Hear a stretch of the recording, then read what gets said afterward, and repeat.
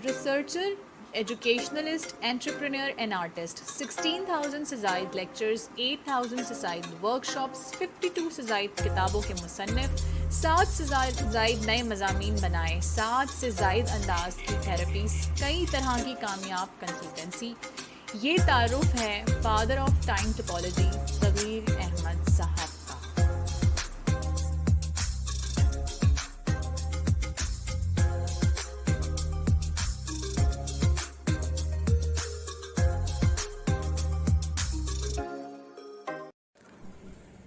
ताकि अल्लाह ताला के नाम से तन्हा इबादत दिलाई दे।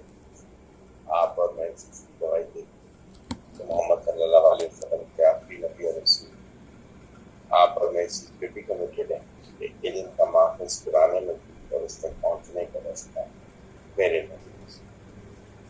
अल्हम्दुलिल्लाह रमज़ान की ब्रेक के बाद अल्लाह ताला ने करम फरमाया और एक और कोर्स हमने लॉन्च किया जिसकी काफ़ी ज़्यादा डिमांड थी कि पर्सनैलिटी डेवलपमेंट लोग करवाना चाहते हैं।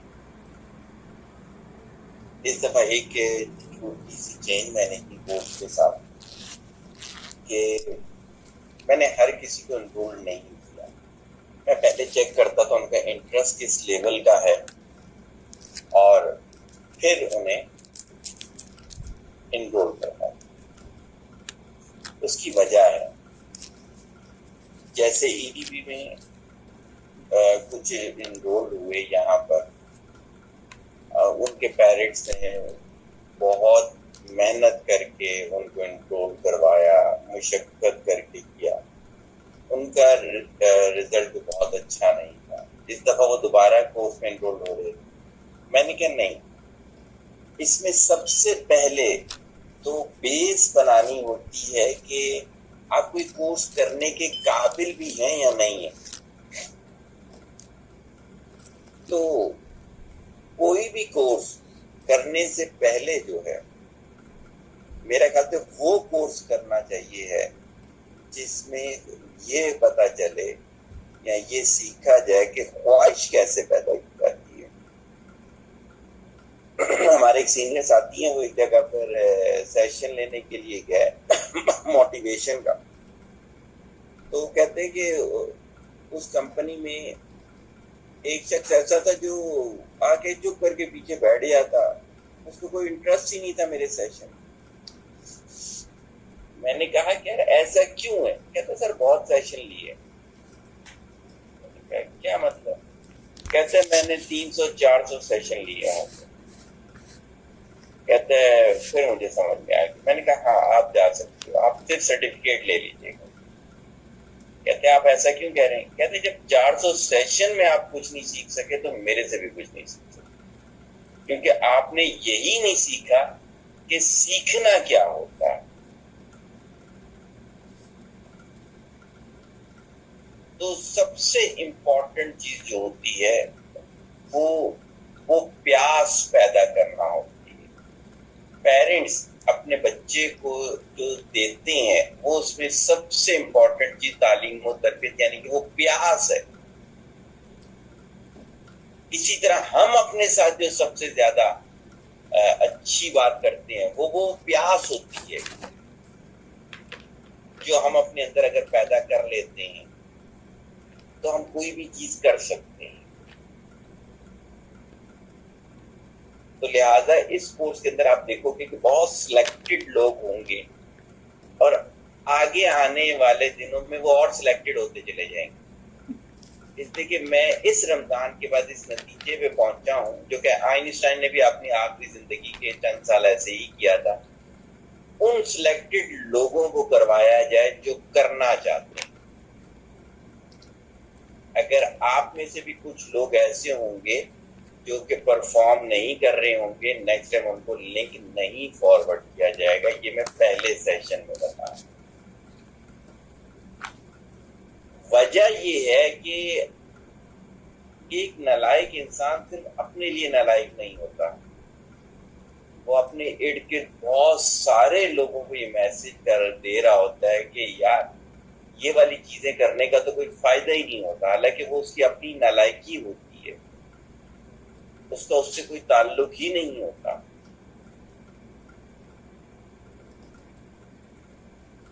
तो ये एक इनिशियल में मैं बताना चाहता था आपको कि इस कोर्स को प्रोफेशनल तरीके से ही कीजिएगा तो पता चलेगा कि आपको चेंज क्या आती है।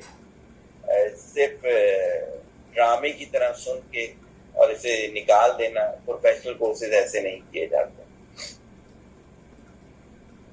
अब मैं आपको थीम बताता हूँ कि ये किस तरह से डिजाइन हुआ है कोर्स।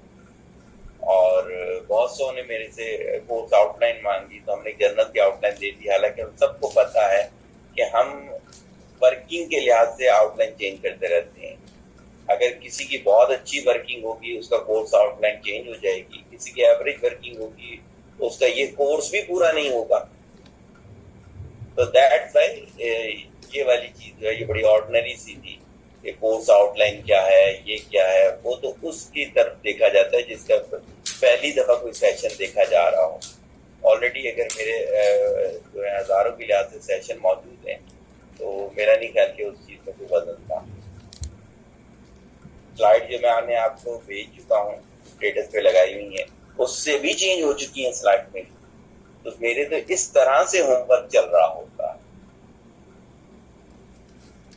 हम जो पर्सनैलिटी को लेके चलेंगे इस कोर्स के अंदर, तो हम इसको कंप्लीट तरीके से लेंगे जो कि एक पर्सनैलिटी में हमें नजर आता है। हालांकि मैंने इसको चैट जीपीटी से चेक किया, मैंने इसको गूगल से चेक किया, मैंने मुख्तलिफ प्लेटफॉर्म पे जाके कोर्स आउटलाइन देखी, हमारी उस तरीके से नहीं होती।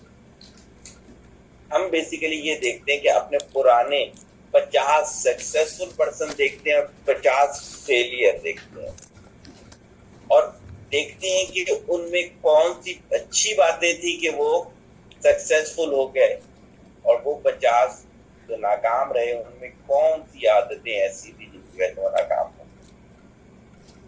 तो ये कोर्स उस तरीके से ही डिजाइन हुआ है और उसी एग्जाम्पल के तहत चलेगा। आप में से जब भी किसी ने कोई क्वेश्चन करना होगा तो अपने तरीके से बोल देगा, मैं उसी जगह रुक के कर दूंगा। मैं वरना स्लाइड बाय स्लाइड चलता चला।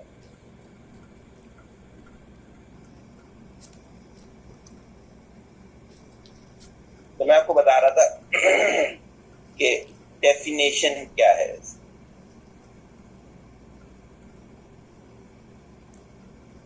कुछ हम बुकिश नॉलेज लेंगे और कुछ हम अपने एक्सपीरियंसेस लेंगे।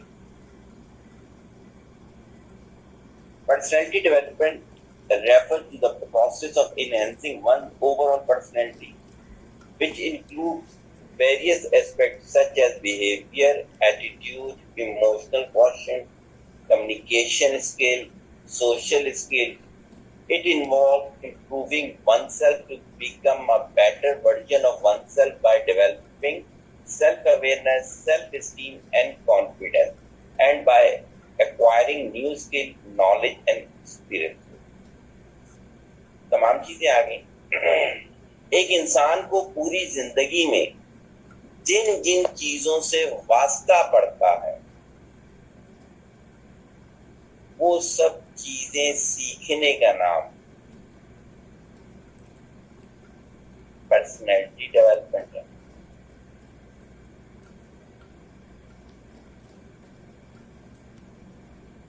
सेल्फ इंप्रूवमेंट है, सेल्फ ग्रोथ है, character building plus reputation building है। ये सब चीजें जब मिलती हैं तो पर्सनैलिटी बनती है। अगर किसी भी एक जगह पर आप पीछे रह जाए, जैसे फॉर एग्जांपल मेरे पास बहुत सारे बच्चे हैं जो कि पोजीशन होल्डर थे, नंबर उनके पास बहुत अच्छे थे, लेकिन वो 5 लोगों के सामने बात नहीं कर सकते थे। मेरे पास ऐसी लड़कियां आई जो कि टॉप पर थी और नाकाब तरीन जिंदगी गुजार रही। क्यों?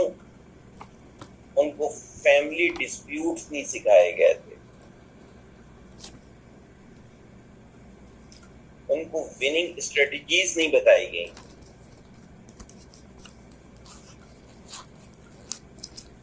मेरे पास ऐसे लोग भी आए जो कि बहुत अच्छी जॉब करते थे, बहुत अच्छे पढ़े लिखे थे, लेकिन 45 साल की उम्र में वो बेड पर चले गए। उनको नहीं बताया गया कि हेल्थ की कितनी ज्यादा इंपॉर्टेंस है लाइफ के अंदर।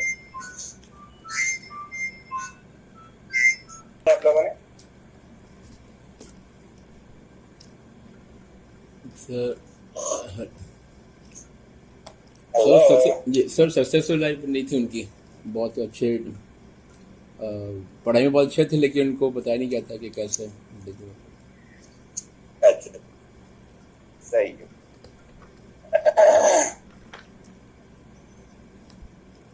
तो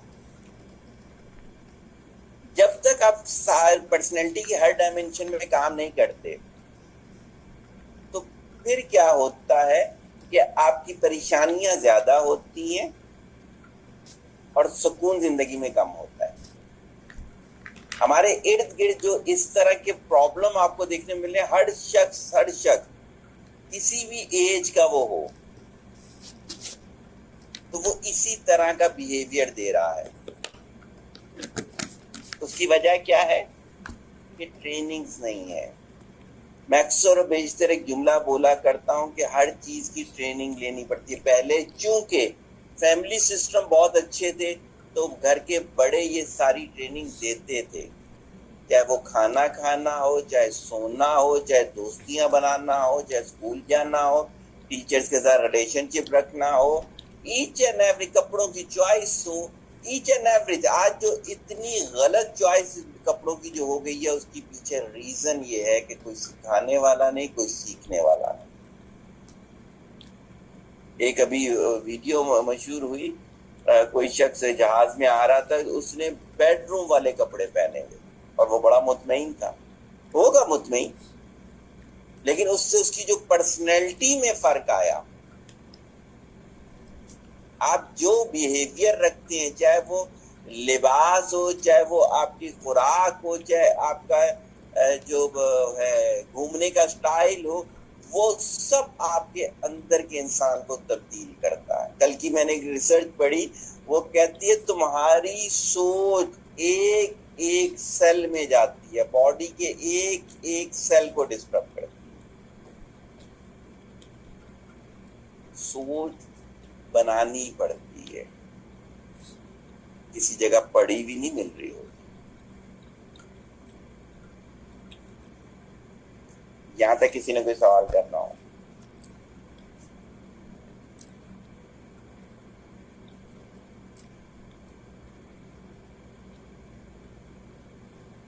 नेक्स्ट स्लाइड पर आ जाते हैं। मैं जब इस कोर्स को डिजाइन कर रहा था तो मैंने कहा कि यार कैसे चेक करें अगले की पर्सनैलिटी को। तो मैंने इंटरनेशनली कुछ कोर्सेज जो थे उनको देखना शुरू किया। तो वो कहते थे जी साइकोलॉजिकल टेस्ट होते हैं, किसी ने कहा बिहेवियरल टेस्ट होते हैं, किसी ने कोई और टेस्ट बोल दिए। मैंने कहा ये तो इतने कॉम्प्लेक्स है कि जब तक आप किसी हॉस्पिटल में ना जाएं तो आपको ऐसा टेस्ट नहीं समझ में आ सकता। तो फिर मैंने कुछ सवाल बनाए। मैंने कहा कि यहां से हम कोशिश करते हैं कि हम इसको इम्प्रूव करें। सबसे पहला जो आपका मेंटोर होता है, जी डॉक्टर साहब बोलिएगा। अस्सलाम वालेकुम सर। वालेकुम सलाम। सर सबसे पहले तो ये जो बंदा ऐसे कपड़े पहन के बैठा हुआ है उसको खुद एहसास नहीं हो रहा, तो फिर उसको क्या डिफरेंस लगेगा पर्सनैलिटी डेवलपमेंट में, या वो कोई काम ना करे पर्सनैलिटी पर? अच्छा, एक माजरा के साथ आप सारे बड़े हो, मैं छोटे उसकी मिसालें देता हूँ ताकि प्रोफेशनली ये हो। मैंने यूनिवर्सिटियों में ऐसी लड़कियां देखी हैं जो ऐसे कपड़े पहन के आती हैं, पूरा जिस्म उनका नजर आ रहा होता है। अब इसमें ये कहना कि यार उसे इसका कोई असर नहीं पड़ता, ये तो उस वक्त हो ना जब आप उसकी पूरी जिंदगी जानते हो। अब अभी हम बेसिकली इसको इस तरह से लेंगे कि वर्ल्ड के केसेस देखते हैं। अगर वर्ल्ड की आप रिसर्च देखते हैं तो पता ये चलता है कि ये सारी चॉइसेस आपकी ब्रेन से बनती हैं। एक शख्स अपनी न्यूड वीडियो के थ्रू अपने सब्सक्राइबर ज्यादा देखना चाहता है, इसका मतलब ये है कि उसका ब्रेन पेशेंट है। इसी वजह से कि वर्ल्ड में कुछ ऐसी बीमारियां आई जो कि जानवरों को थी, क्योंकि जानवरों के साथ लोगों ने फिजिकल रिलेशन शुरू कर दिए। उनकी ख्वाहिश ऐसे कपड़े उतार के भी पूरी नहीं हुई तो उन्होंने ये ख्वाहिशात इस तरह से पूरी करना शुरू कर दी। तो पेशेंट को कभी खुद नहीं पता होता मैं पेशेंट। कभी आप नफ्सियाती अस्पतालों में जाएं, कोई अपने आप को प्रोफेसर कह रहा होता है, कोई अपने आप को सर्जन कह रहा होता है, कोई अपने आप को प्रेसिडेंट कह रहा होता है। उसको क्या पता होगा, वो तो पेशेंट है। हमें इन्हीं चीजों से तो स्टडी करना है। हमारे पास अगर हम भी कपड़े उतार के घूमना चाहते हैं, हमारे पास कोई रिसर्च होनी चाहिए। हमेशा से मैं कहता हूँ 5 स्टार रिसर्च से आपने कोई भी चीज यूज करनी है। टीन एजेस के लड़के लड़कियां ऐसी सी ख्वाहिशात करते हैं कि आपकी सोच होगी।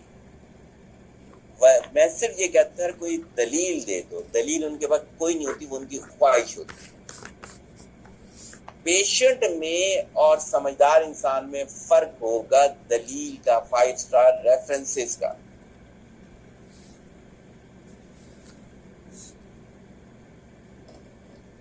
मेरे पास 6 से 7 महीने पहले एक लड़की आई, वो लेस्बियन थी और वो कहती है ये हेल्थ के लिए अच्छा होता है। मैंने कहा आप मुझे रिसर्च से दिखाएं। उस पर वो खामोश थी। तो दैट्स वाई आप इतना दूर बैठ के अगर टीवी पे किसी को देख रहे हैं इस तरह से बोले वो खुशहाल है, तो आप एहसास कमतरी का शिकार हो। किसी भी पेशेंट को देख के ये समझना कि वो खुशहाल है तो आप एहसास कमतरी का शिकार हो। आप वो वाली सीट लेना चाहते हो लेकिन आप वो काम करते हुए डर रहे हो।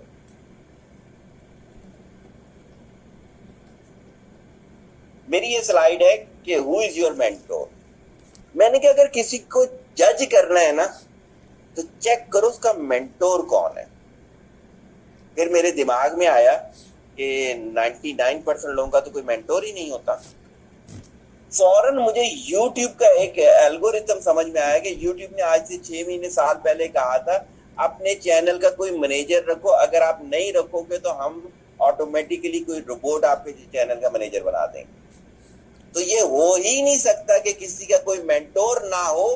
कोई ना कोई ऐसा जरूर होगा जिसको आप फॉलो करते होगे, जिसको देख के कपड़े पहनते होगे, जिसको देख के हेयर स्टाइल बनाते होगे, जिसको देख के मिसालें बनाते होगे, जिसको देख के उठने बैठने का स्टाइल कॉपी करते होगे। कोई ना कोई होगा, हो ही नहीं सकता, हो ही नहीं। ब्रेन बगैर डेटा के काम ही नहीं करता। अब क्या है, कुछ लोगों के होंगे एजुकेशनिस्ट जैसे डॉक्टर अब्दुल कदीर, तो क्या होगा वो रिसर्च करता होगा। क्या होगा कि वो हर रोज 5, 10, 15 किताबें खत्म करता होगा। टेक्नोलॉजी लिटरल होगा। दुनिया की हर इन्वेंशन पे काम करता होगा।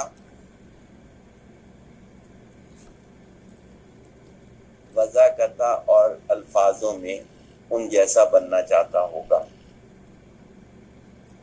कोई हो जो फिल्मी एक्टर, ड्रामा एक्ट्रेस की तरह अपने आप को वो उसकी मेंटोर हो जाए। तो क्या होगा, कपड़ों पे ज्यादा ध्यान होगा उसका, अपने जिस्म की बनावट पे ज्यादा काम होगा, आवाज को ललचाई भी करने पे कि लोग मुतासिर हो मेरे अल्फाज से,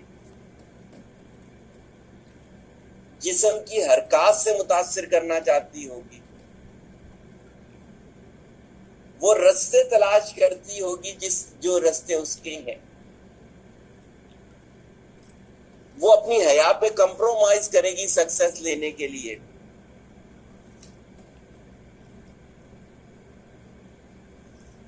हो सकता है कोई मुतासिर हो निक विविक जैसे किसी बंदे से, तो क्या होगा, वो कभी अपनी किसी वीकनेस को कमजोरी नहीं समझेगी।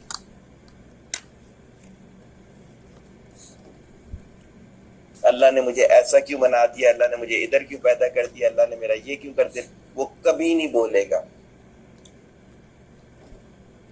वो हर चीज पे शुक्र अदा करते हुए आगे से आगे निकलने की कोशिश करेगा। वो हर रोज कोई ना कोई एक कामयाबी लोगों को दिखा रहा होगा। हो सकता है किसी का कोई एंटरप्रेन्योर जिससे वो मुतासिर हो, तो क्या होगा, वो अपनी पर्सनैलिटी इस तरह से डिजाइन करेगा कि अपने अंदर कोई स्किल पैदा करने के लिए दिन रात एक करेगा।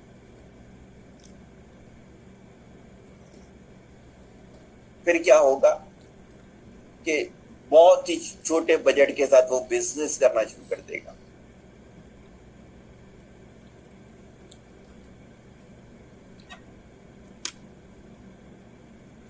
एंटरप्रेन्योर्स की लाइफ को स्टडी करना शुरू करेगा। हो सकता है कोई किसी स्पोर्ट्समैन को कॉपी करता हो, तो वो अपनी फिटनेस पे बहुत ज्यादा डालेगा, नजर डालेगा, वो उसकी तरह अपनी बॉडी बनाने की कोशिश करेगा, वो उसकी तरह बॉल करने की, बैटिंग करने की, स्क्वैश खेलने की, लॉन जो भी स्पोर्ट्स होगा उसका, वो उसकी वीडियोस को हिफ्ज करेगा।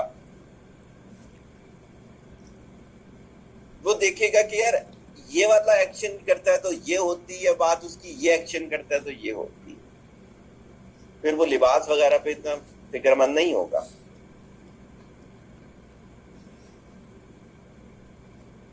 हो सकता है कोई दीनी स्कॉलर को से इंस्पायर हो, वो दीन की स्टडी बढ़ाएगा, उलमा की निशिस्त लेगा, वो दीनी कुतुब खरीदेगा, उन्हें खत्म करेगा। इसी के अंदर कोई मुतासिर हो ऐसे उलमा से जो कि सिर्फ यूट्यूब की रेटिंग के लिए आलिम बने बैठे हैं, तो वो दीन भी इनको साइड पे रख देगा, वो छोटे छोटे शॉर्ट्स बनाएगा, उसके अंदर हल्का फुल्का सा म्यूजिक डाल लेगा पीछे, क्योंकि वो दीन के लिए थोड़ी कर रहा है, तो वायरल होने के लिए कर रहा है। तो क्या है, मैंने पर्सनैलिटी डेवलपमेंट में जज किया कि उसका मेंटोर कौन है, तो मैंने इस तरह से जज किया।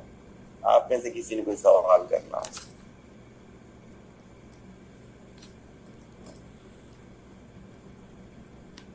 सर मेरा एक सवाल। जी जी जी करो। सर ज़्यादातर जो हमें माहौल मिलता है वो बचपन से मिलता चला आता है, और जो हमारे इर्द गिर्द माहौल होता है उसी में ढल जाते हैं और वैसे ही बड़े हो जाते हैं। तो ये जो आप बातें की, तो ये तो बेसिकली हमें एनवायरनमेंट जैसा मिला है। मेरा ख्याल से ऐसा नहीं है। मैं सिर्फ अपनी हल्के अहबाब की बात बताऊं तो मेरा ख्याल से मेरी जो घर पे काम करने वाली मासी है, वो जितने घरों में काम करती है उसके बाद इतने घरों का डेटा होता है। तो अल्लाह ताला हर किसी को अपने लेवल से ऊपर का डेटा देता है, लेकिन एक चीज होती है जिसे नीयत कहते हैं। जब तक सीखने की नीयत नहीं होगी ना, तो जहां एक बहुत अच्छी महफिल में भी जाएगा। अभी मैंने स्टार्ट सेशन का कैसे किया था, मैंने आपको यही कहा, बहुत सौ की मैंने इनरोलमेंट नहीं थी, हालांकि मेरे को तो पैसे मिल रहे थे, मैं रिकॉर्ड तो जाओ, जूम है, जितनों ने आना है, नहीं करते अपनी बला से। लेकिन पहले उन्हें अपनी नीयत पे काम करना। सर मैं कहना चाह रहा हूँ, जैसा हमारा जो बचपन गुजरा फिर जवानी गुजरी, तो बचपन से लेकर जवानी तक जो टाइम होता है वो हम ज़्यादातर अपने घर में रहते हैं या अपने स्कूल में गुजारते हैं, उसमें इतना शोर नहीं होता। और वो वैसे डेवलप हो जाता है जैसा माहौल होता है। जब दीनी माहौल है तो आदमी का जहन भी दीनी बन जाता है, और अगर उसका बेदीन माहौल है तो बेदीन जहन बन जाता है। लेकिन जब वो पहुँचता है अपनी मतलब टीन एज में, तो वो फिर वो उसका वो डिसाइड करता है कि मतलब उसको शऊर आना शुरू होता है कि वो उसने किस तरफ जाना है। तो बस वक्त इतने पख्ता हमारे वो माइंड सेट बन चुके होते हैं कि हम फिर इधर उधर नहीं जाते, बस जो मिल गया विरासत में बस उसी को देखते चलते रहते हैं। अच्छा देखिए, मेरा इख्तलाफ है आपसे इस बात पे, क्योंकि मैंने आपको पता है अरसा दराज पढ़ाया भी है। ऐसा नहीं है, पहले बहुत पहले चले जाए तो रिसोर्सेज इतने कम थे कि मिलना मिलाना इतना कम था।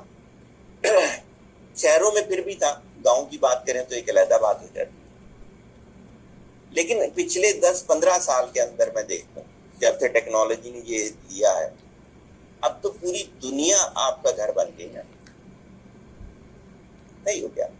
अब होता क्या है, याद होगा आपको पेरेंटिंग के, अगर आप में से किसी ने मेरे लेक्चर सुने हो, आप में से एक आध शायद उस कोर्स में था, हाफिज आसिम शायद सिर्फ उस कोर्स में था, या फैसल में होगा, डॉक्टर फैसल। तो मैंने उसमें कहा था कि आपका अपने बच्चे पे एहसान होगा कि उसे कोई अच्छा मेंटोर तलाश करके दे दो। ये पहले भी हुआ करता था।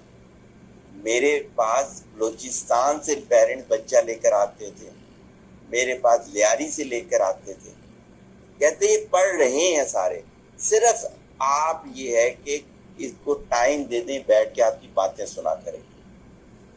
ये जानते हैं, हाफिज आसिम वगैरह सब जानते हैं इसको, इन बातों को। अरस्तु की बात नहीं ले जाके छोड़ा करते थे, सुकरात की बात नहीं ले जाके छोड़ा करते थे। ये सब चीजें हैं ऐसी। अगर हम देखिए ना, हम कंफर्ट जोन से नहीं निकल पाते। ये सब करने के लिए आज ही किसी ने मेरे से पूछा, उसने कहा मेरा कोई ईडीपी का कोई लेक्चर सुना, तो उसने कहा कि यार पहले दूसरे लेक्चर में किसी जगह मैंने कहा कि आपको एंटरप्रेन्योर बनने के लिए जमाने से बगावत करनी पड़ती है। भाई आपको कुछ भी करने के लिए जमाने से बगावत करनी पड़ती है। वो तो कंफर्ट जोन वाले लोग वो नहीं करना चाहते। तो ये सारी चीजें जमाने पे डाल देना, क्योंकि अल्लाह ने जमाने की कसम खाई है, इसमें तो मैं तो मान ही नहीं सकता। मेरे जैसे बंदे को अल्लाह ने इतनी अपॉर्चुनिटीज दे दी, तो मैं कहता हूं कि हर शख्स के पास अपॉर्चुनिटीज हैं। तो क्या है कि उस शख्स ने खुद से जिसको मेंटोर बना दिया। अगर आपके बारे में भी देखा जाए, आप डायरेक्टली मेरे को नहीं जानते थे, अल्लाह ने कोई सबब कर दिया। तो क्या होता है कि इस तरह के बेइंतहा असबाब हो रहे होते हैं। हमें हर वक्त इस कोर्स का पार्ट बनेगा इंशाअल्लाह ताला, हमें ये चीजें अपनी डिसीजंस को, पर्सनैलिटी डेवलपमेंट में बहुत इंपॉर्टेंट चीज होती है कि डिसीजंस,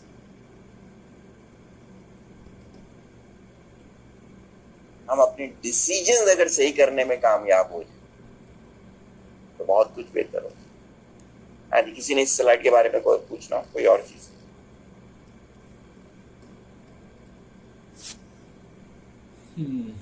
अगली स्लाइड पर आ जाता हूँ।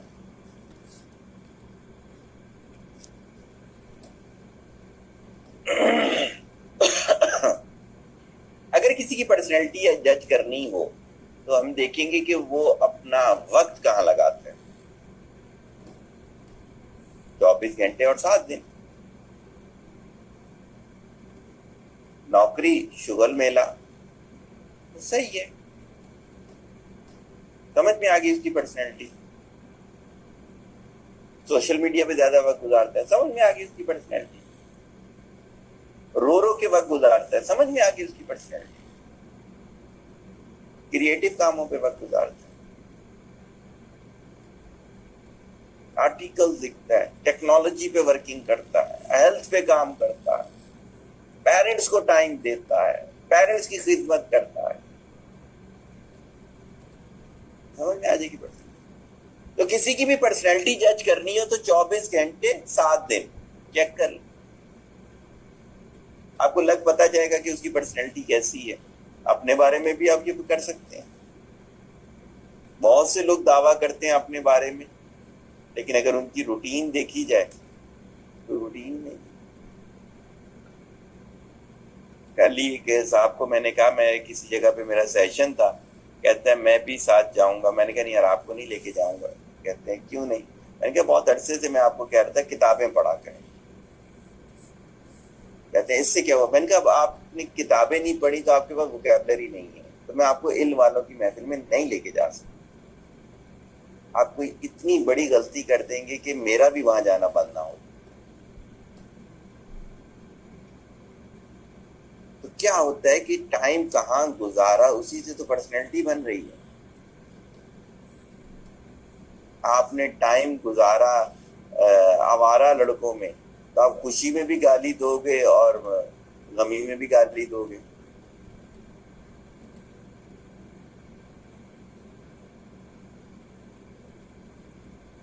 तो ये वाली चीज बहुत देखनी पड़ती है कि आपका वक्त कहाँ गुजर रहा है। फिर देखना पड़ता है कि आप मिसालें क्या देते हो। मेरे पास मुख्तलिफ किस्म के लोग हैं।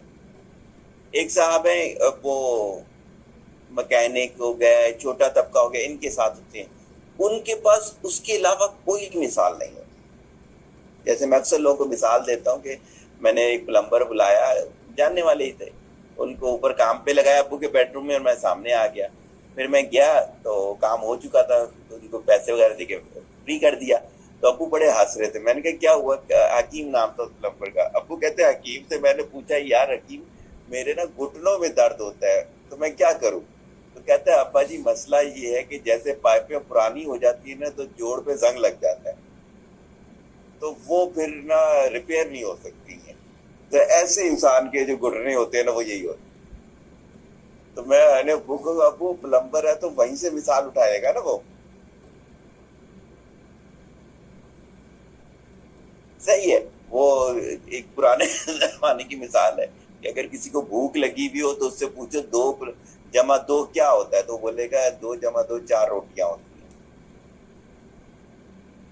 तो आप लोग जो मिसाल देते हो वो आपकी पर्सनैलिटी बता रही होती है।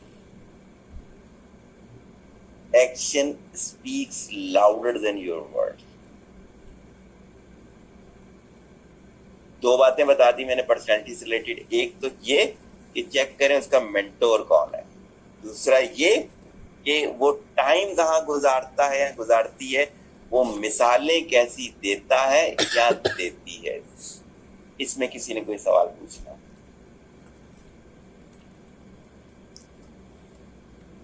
सर ये जो मसरूफियत होती है ये तो वक्त के साथ साथ तब्दील हो जाती है। तो फॉर एग्जाम्पल जैसा कोई किसी काम में मशगूल है तो उसकी वो मसरूफियत जैसे चलेंगे, उस टास्क जैसे कोई टास्क मसरूफ है, वो प्रोजेक्ट के ऊपर है तो उसका टाइम उस पर गुजरेगा, और जब थोड़ा ब्रेक आएगा तो कहीं और मसरूफ उसका टाइम कहीं और लग जाएगा। तो फिर कैसे जज करें कि एक्चुअल में क्या है? हाँ, नहीं, एक चीज यहाँ पे भी समझें आप। Basically passion versus punishment. अगर वो काम पैशन के तहत कर रहा होगा तो वो काम खत्म होगा, उसकी जगह कोई और काम शुरू कर देगा। अगर वो काम पनिशमेंट के तौर पे कर रहा होगा, जैसी जान छूटेगी उस काम से वो अपनी मर्जी का काम करना शुरू कर देगा। जैसे हमें आदत है पढ़ने पढ़ाने की, तो हम ईद वाले दिन भी पढ़ते हैं, चांद रात को भी पढ़ते हैं। तो क्या होता है कि ये पैशन और पनिशमेंट से ही समझ में आएगा।